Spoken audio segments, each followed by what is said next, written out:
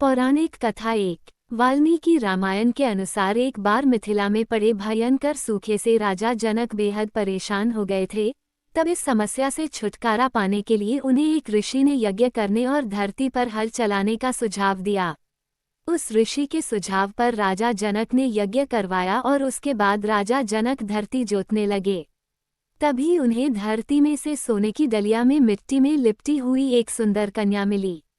उस कन्या को हाथों में लेकर राजा जनक ने उसे सीता नाम दिया और उसे अपनी पुत्री के रूप में अपना लिया। पौराणिक कथा 2। माता सीता के जन्म से जुड़ी एक और कथा प्रचलित है, जिसके अनुसार कहा जाता है कि माता सीता लंकापति रावण और मंदोदरी की पुत्री थी। इस कथा के अनुसार सीता जी वेदवती नाम की एक स्त्री का पुनर्जन्म थी। वेदवती विष्णु जी की परम भक्त थी और वो उन्हें पति के रूप में पाना चाहती थी।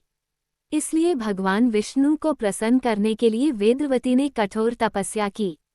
कहा जाता है कि एक दिन रावण वहां से निकल रहा था जहां वेदवती तपस्या कर रही थी और वेदवती की सुंदरता को देखकर रावण उस पर मोहित हो गया।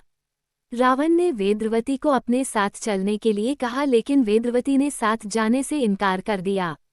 वेदवती के मना करने पर रावण को क्रोध आ गया और उसने वेदवती के साथ दुर्व्यवहार करना चाहा। रावण के स्पर्श करते ही वेदवती ने खुद को भस्म कर लिया और रावण को श्राप दिया कि वह रावण की पुत्री के रूप में जन्म लेंगी और उसकी मृत्यु का कारण बनेंगी।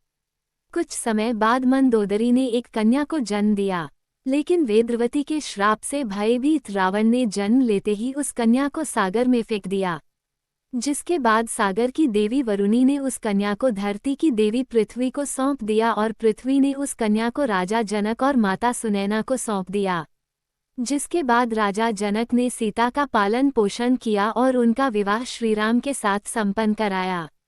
फिर वनवास के दौरान रावण ने सीता का अपहरण किया, जिसके कारण श्रीराम ने रावण का वध किया और इस तरह से सीता रावण के वध का कारण बनी।